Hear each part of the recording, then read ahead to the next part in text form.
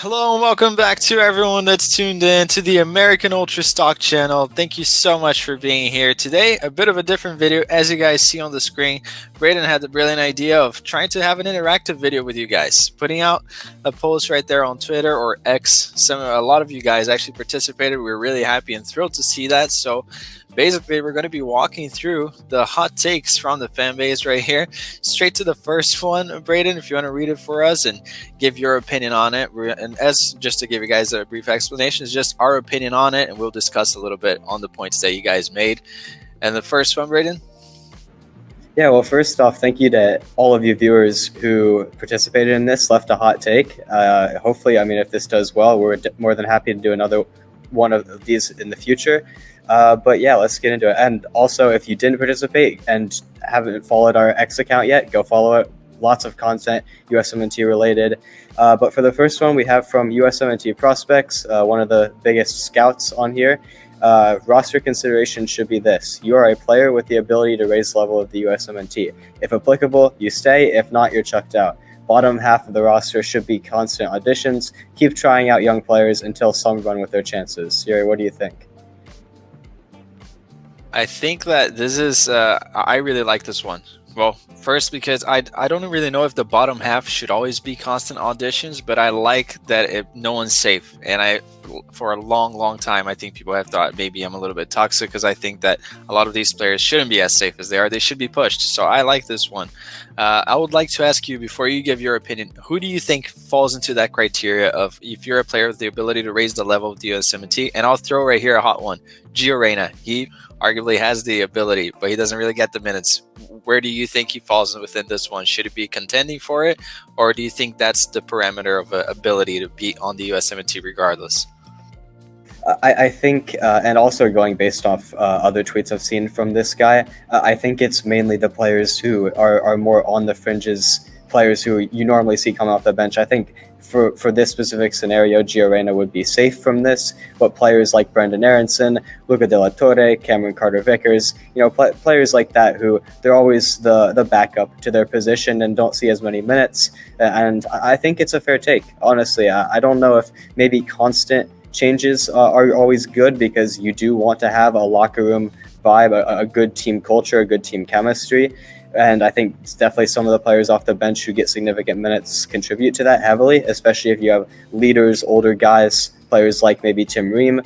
But I do think that a lot of the young guys probably should be getting more opportunities than they do. I think we saw in Copa America in particular that a lot of the guys maybe aren't as good as we think they were, and maybe there's some other players who can come in and help the team more. So I'm definitely all for giving more chances to guys who are proving they deserve it with their clubs.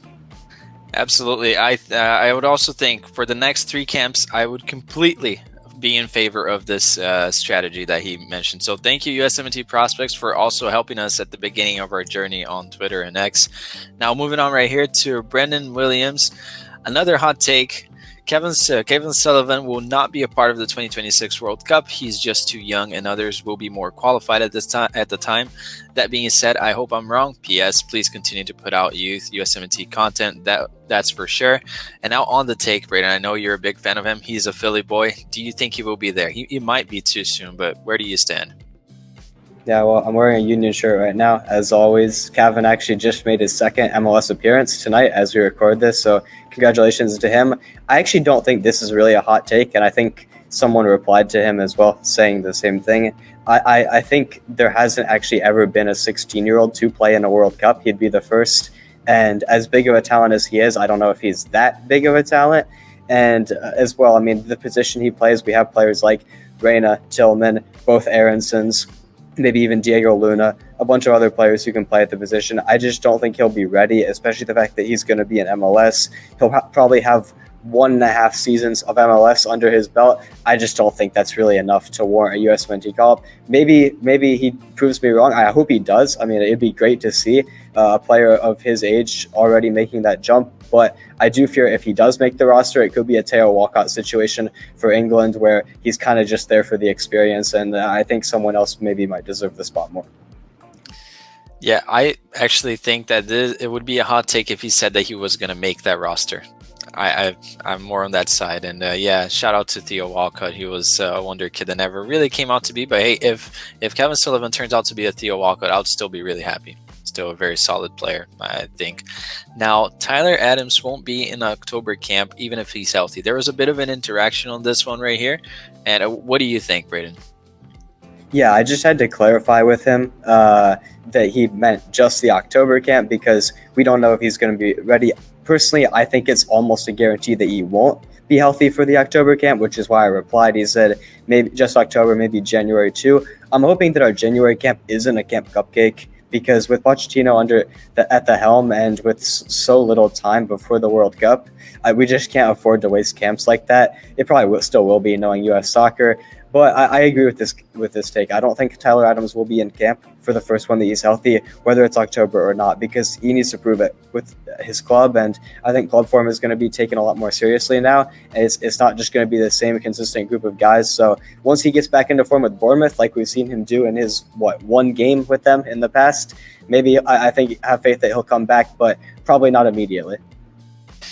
I actually agree with this one, and I'll give a hot take right here since you're reading them. I think Tyler is basically done with his body. I don't think he's ever going to come back at the level that he was before. Sad. I love the guy, but I legitimately don't think that after the amount of injuries he's had and the amount of muscle he'll have to condition again, I think it'll be very tough for him. Maybe he'll be back, but not by 26 in terms of full fitness level. Just too many setbacks, in my opinion. And yeah, it's sad to see. Hopefully, I'm completely wrong on this one.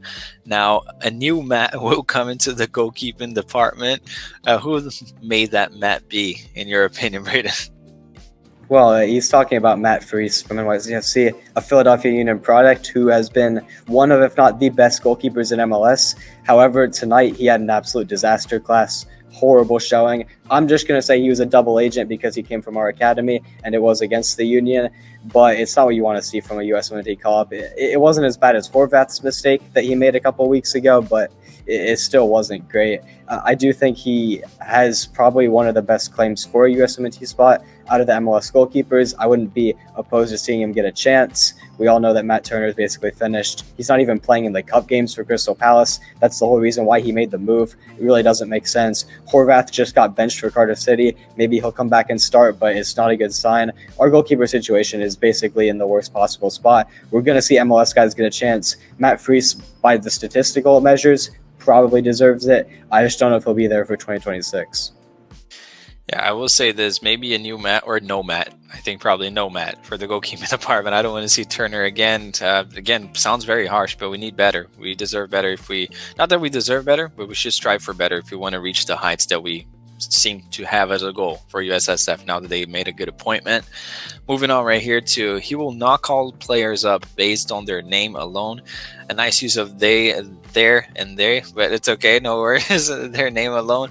If a player like Balogun or Reina isn't performing, they won't get called up. Oof. Also, wouldn't be surprised to see some really interesting call-ups like Conrad de la Fuente. Okay, let's calm down a little bit on that one, but interesting one, Jamie. I think, well, I'll leave it up to you, Braden. What do you think about this one? Do you agree? Do you think that there's a scenario where Balogun and Reina, both guys don't really get many minutes, Reina even less, won't get called up even if he's fit? Well, I'm hoping that the Conrad de la Fuente was just a random name because there's absolutely no chance he gets a call. He's barely even playing in Switzerland now with his new club, which is a little bit unfortunate and sad to say the least. But I think it's a very interesting take. This is the kind of hot take that we made this video for, right? Players like Balogun and Reina getting dropped. I think it's probably more likely for Balogun just because he hasn't been with the group as long. I know he was a marquee addition as a dual national, but we have players like Pepe, Sarge, and Haji Wright performing. Pepe's not getting as many minutes, but he's at least producing with the minutes. Balogun's getting more minutes and arguably doing less with them. And then there's also players like, hopefully Pochettino doesn't call them up, but there's Brandon Vasquez and Liga MX and some MLS guys as well. I don't think they'll be in the conversation, but you've got Jordan Pifak as well starting in the Bundesliga most games. He's not really producing either, but I would like to think that Pochettino won't call players up based on their name alone. I think it should mainly be based on merit, and I have the faith that he will do that. I'm just not sure if Balogun or Reina will particularly be those guys because, in particular, I think he can get the best out of them. They're probably our most talented players at their positions. Reyna might get dropped to the bench. I think that's very likely. Dropped from the entire roster, I don't think so. I would just say I think you will have a core of players that, regardless, they will still be called up. And I think that the fan base says that we all love to imagine a scenario where, well, if you're not performing, you shouldn't be called up. The same fan base would go crazy if one of those guys doesn't get called up. So yeah, moving on right here but yeah, that's interesting. I think that it may be the case, Jamie. Now, Balogun doesn't fit the U.S. style of play. This is a hot take that I think I shared my point of view a while back, so I kind of agree with you, Steven. And what do you think, Braden? Do you think it fits our style of play? Well, my question is, what style of play do we have? I mean, we haven't seen any camps under Pochettino. Varas, we all know that camp was basically just a throwaway.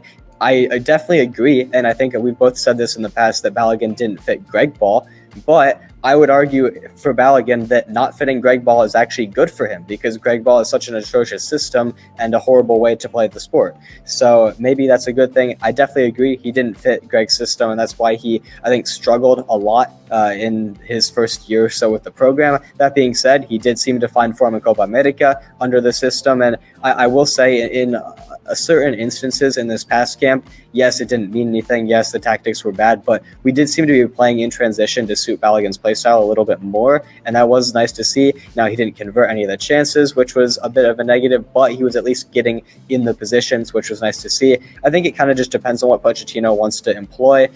I mean, I think it'll probably be more of a counterattacking style, maybe possession against some of the weaker opponents, and maybe he doesn't fit that because he's not much of a target man. He likes to play in transition, but I think we really just have to see what Pochettino does for this one. Yeah, in my opinion, I don't think that Balogun is, he's very one-dimensional. A good player, but very one-dimensional for now. Doesn't fit his club's style of play. I think he won't work out at Monaco. Hopefully it works out for the U.S., but I think his spot is more up for grabs than it seemed a while back when we thought he had solidified himself as the 9. May still be up for grabs, really. It's a new coach, new system. I still think there's a lot to deliver. Now, moving on right here to Toxic. The sacking of Berhalter was primarily due to the new Elon Musk free speech regime at X. Completely agree. What do you think, Braden?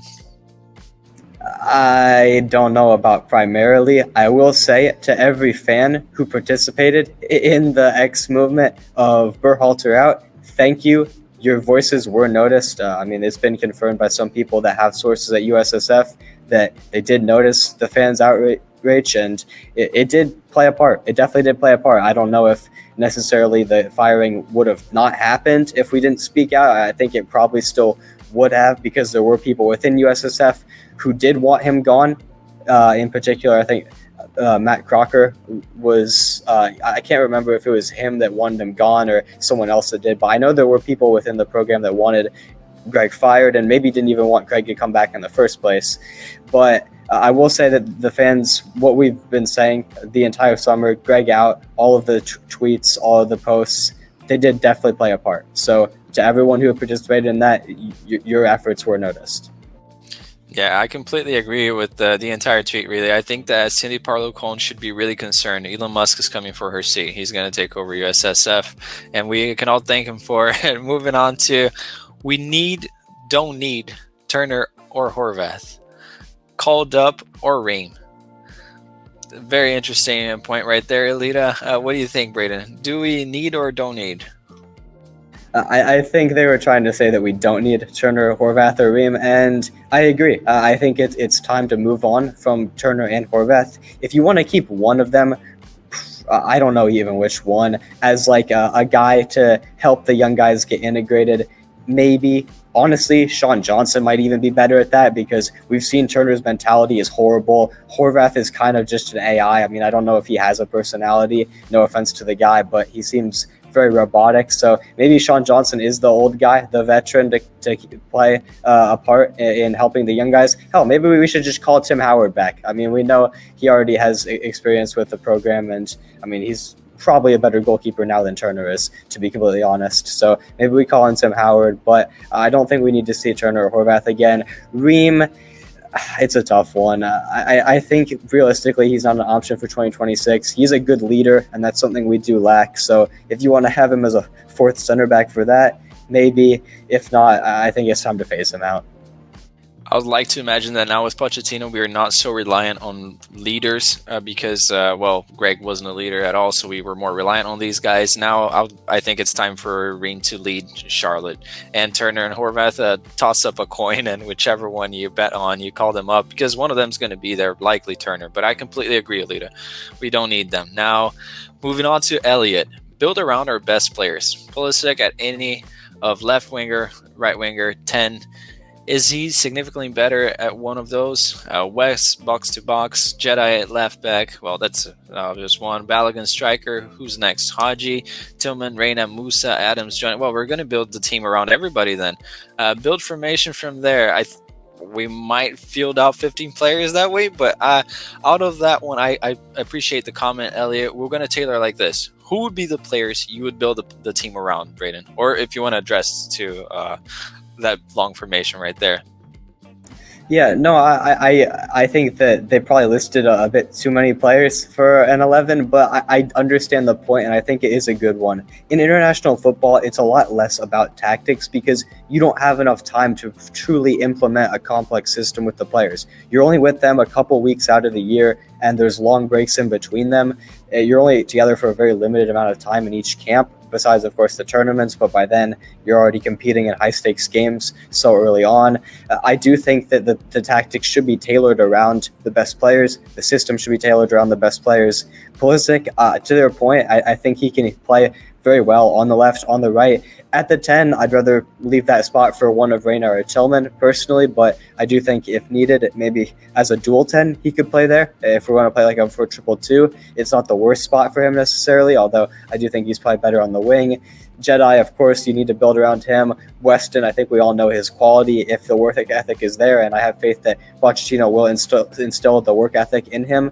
Balogun at striker, maybe. I think we have other strikers that can compete with him. But to the main point, if we're going to take the players out of this, I do agree that we should build around the best guys. And it's really up to Pochettino to determine who are those 3, 4, maybe 5 key players that absolutely have to be in the team. And then we go from there. My opinion, I'm sorry if I sound really negative right here. We have one player you can build around, Pulisic. That's it. Reina, really, he's a good player, in my opinion. However, as a 10, really, do we really think that we can play with a 10 and a double pivot going toe-to-toe with one of the best countries in the world? I really don't think so. I don't think that Gio is a ball carrier to be able to do that and open up defenses. I don't think he's reliable enough. Just look at the injury record. You can't really build around him. He's a good player, sure, but I think that if we really want to punch above our weight with the short amount of time we have, I would say Pulisic is the only one really I would build around. But who's the other one? I know you mentioned two. I'm just curious who the other one is. Jedi. Oh, no, I know, but he's a left back. I mean, you don't build a team around him, really. I mean, Canada did. He's there. I don't think he has the attacking prowess to do that. But no, Jedi's a lock. I think he was one of the best left backs in the world. But that would be my... I'm curious to see who Elliot would choose to be the one guy if he had to pick one. And tell us the formation, which system. I'm curious now.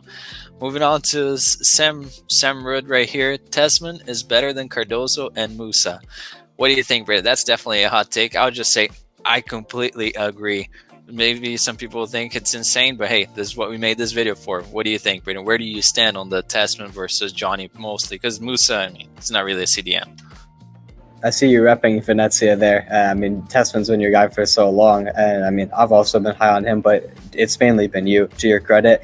And yeah, I agree. I don't know if I would say he's a better player than Johnny right now.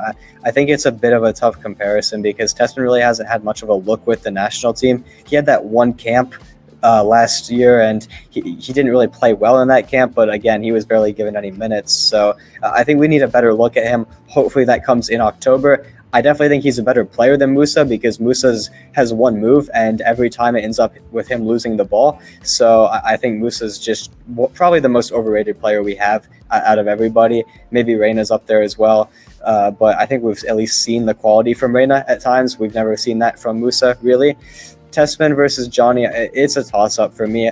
If you were to ask me to have one of them right now, I'd probably pick Tessman, but maybe that's recency bias because Johnny was very poor against Canada was, I think. But I think it's a lot closer than a lot of USMNT fans think. I would just say, yeah, Johnny had some good moments at Real Betis. I think he's a good player, but I really don't think he's a 6-6 in the future, because I think just the awareness, positional awareness, I've seen when he was at Internacional, some games that he would phase out of the game. And at the international level, passion levels games. I think that Johnny will never really play for the USMNT with the amount of passion he would play for Brazil. He can say he's American, but let's be honest. He was born and raised there. Well, he was born in the US, raised there. I think for the USMNT, probably Tasman. I'll go with Tasman any day.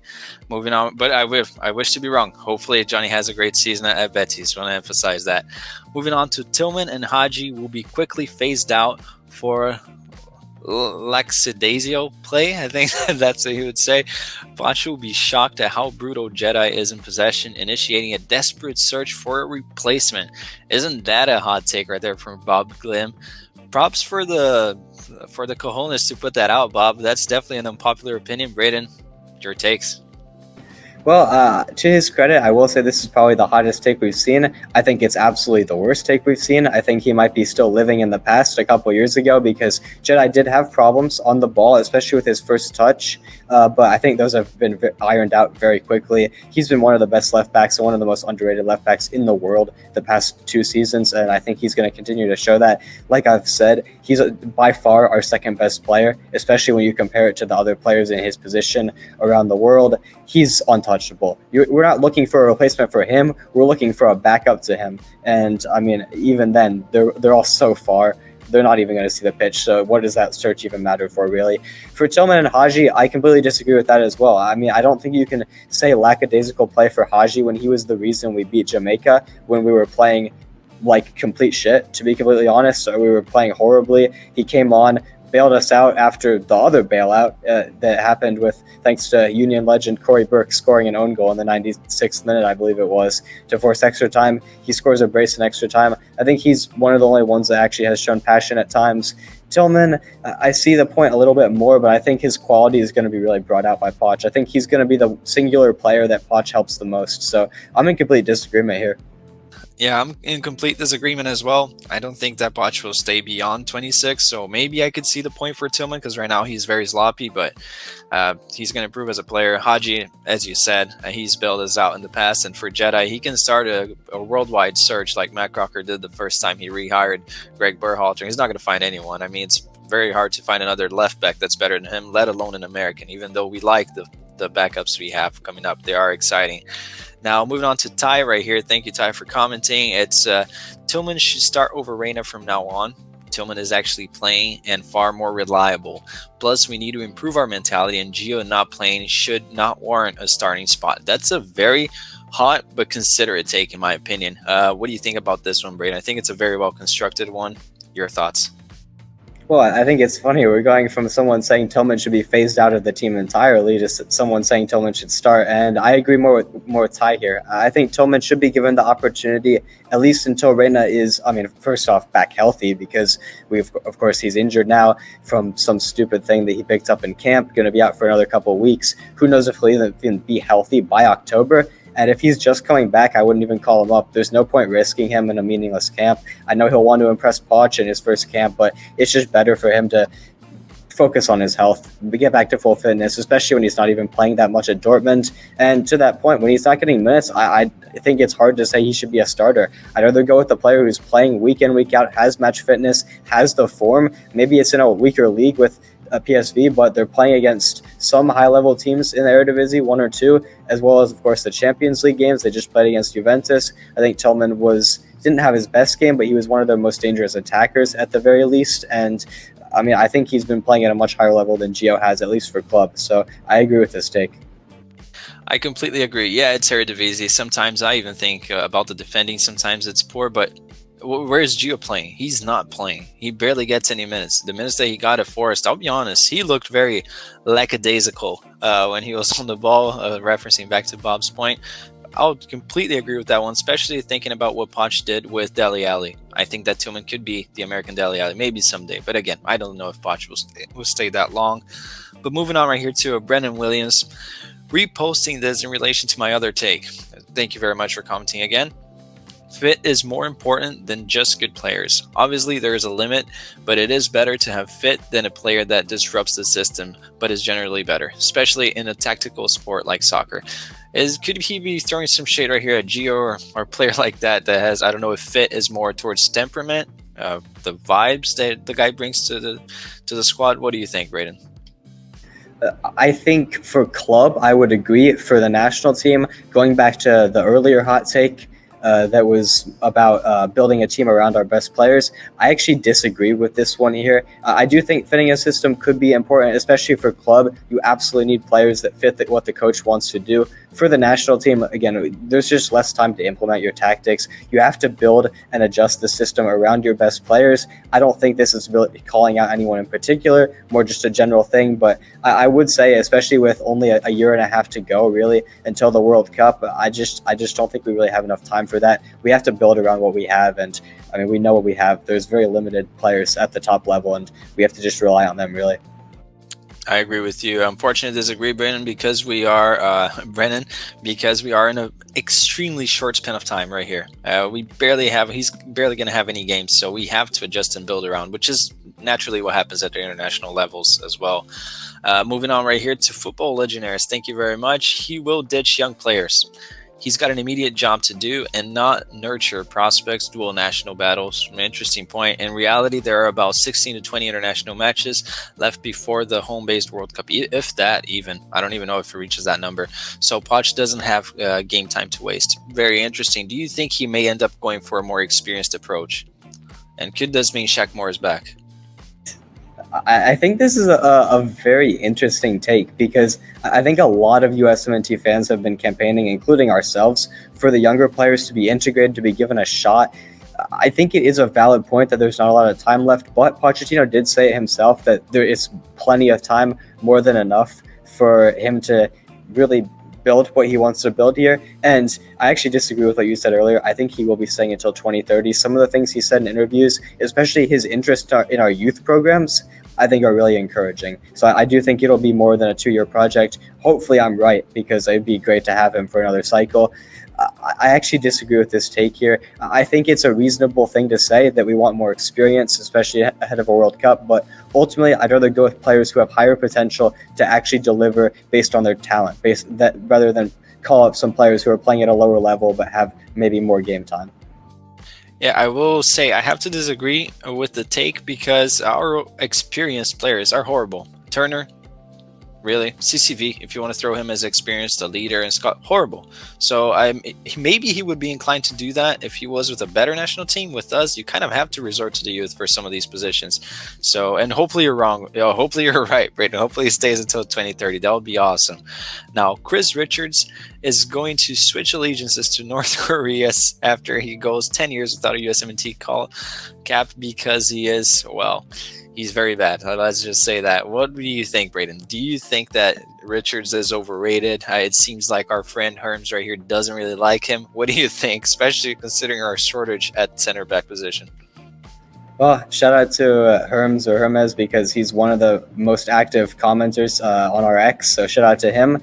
And the only thing I'll say about this is, if you look over here to the Explore page, shout out to North Korea as well, because their U20s just beat our U20s in the U20 Women's World Cup in the semifinals. So shout out to them. They have a very good women's program. Maybe Chris Richards can go play for them. I think this was just maybe a joke, and hopefully he doesn't switch, because he's about one of the only reliable center backs we have. If he be, well, I was gonna say a take. Let's just move on right here. I think North Korea, all this topic is just best to move on. Moving on to another joke right here. Shaq Moore, we got called up to next camp. I would just ask you, do you think he ever gets called up again, Braden? I'll say no. No, let's move on. Yeah, but thank you, Daniel, for helping us foment more space and more comments there. Brendan Williams again. The U.S. will be a top 10 soccer nation in a decade. Oof, wouldn't that be something?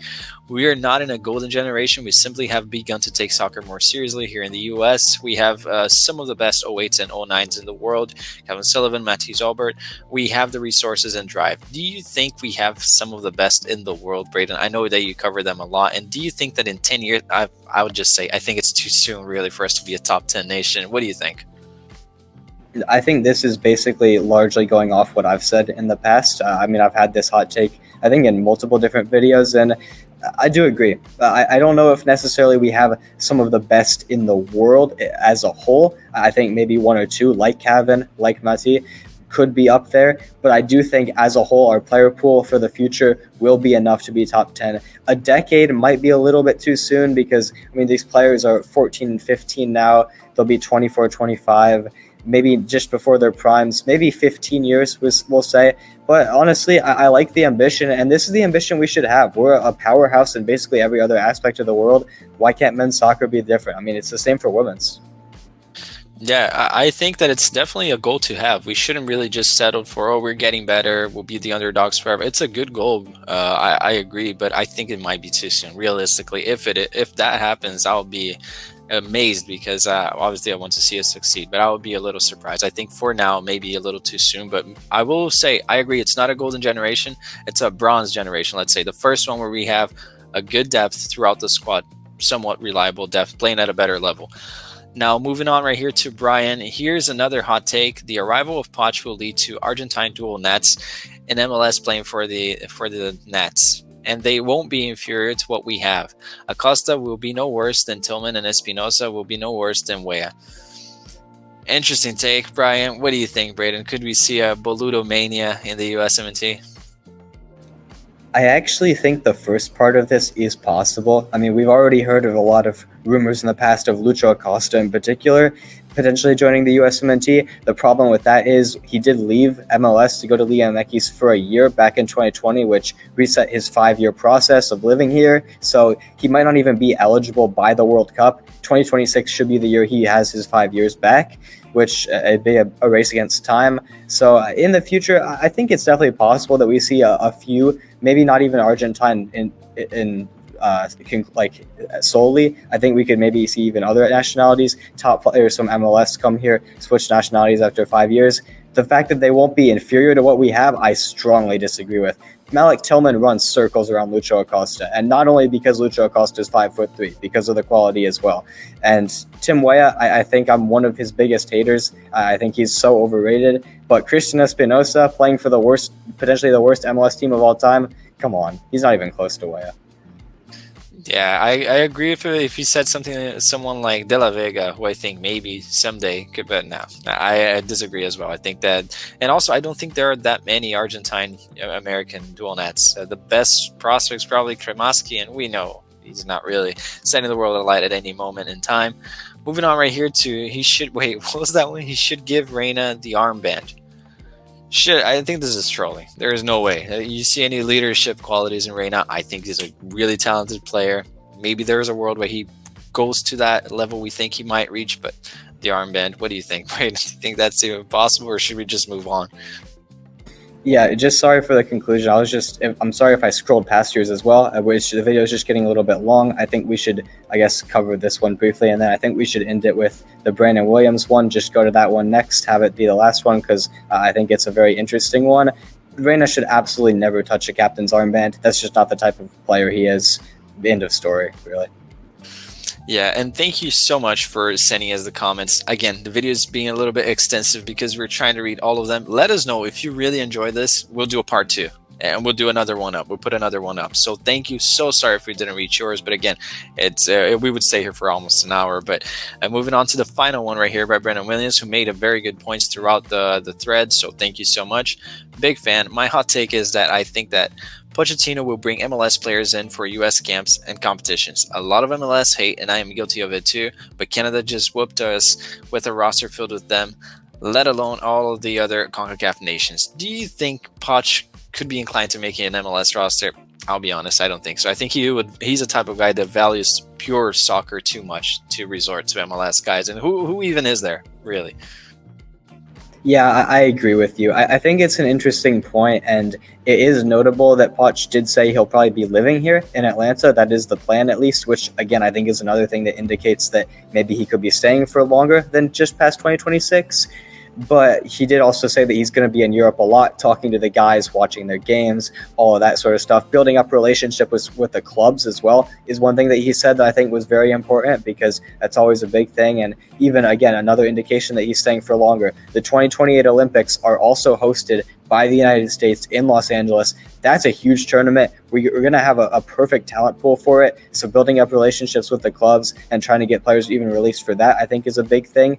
But I do think we could see a couple MLS players, particularly the younger ones, players like Jack McGlynn, Diego Luna, John Tolkien, who have proven themselves for the youth national teams in the past and have proven themselves within MLS as well. The MLS lifer guys, Jordan Morris, Christian Roldan, legit, those type of players, I don't think we'll see. The only position maybe could be goalkeepers, but even then it's going to be younger guys like Patrick Schulte, like Chris Brady, maybe even if he takes a step up, maybe even Gavin Beavers if he impresses with the U20s. I don't really think we're going to see many older and more experienced MLS guys.